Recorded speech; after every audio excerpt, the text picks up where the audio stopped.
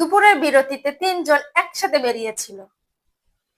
একজন হিসেবের মানুষ, একজন কথার মানুষ, আর একজন নীরব সিদ্ধান্তের মানুষ। হাঁটতে হাঁটতে ধুলো জমা এক পুরনো বস্তুতে পা ঠেকলো। পরিষ্কার করতেই দেখা গেল একটা পুরনো প্রদীপ। কৌতূহলবশত ঘষা দিতেই হাওয়ার ভেতর থেকে বেরিয়ে এলো এক অদ্ভুত শক্তি।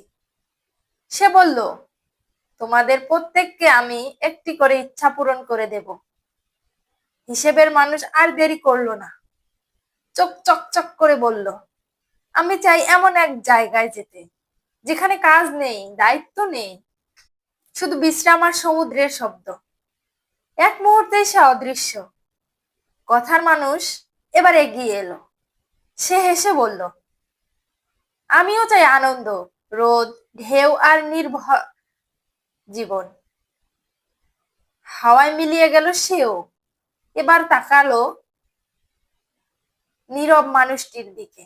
দৈত্য বলল, এখন তোমার কথা। সে শান্ত গলায় শুধু বলল, ওদের দুজনকে আজ দুপুরের পর অফিসে দেখতে চাই।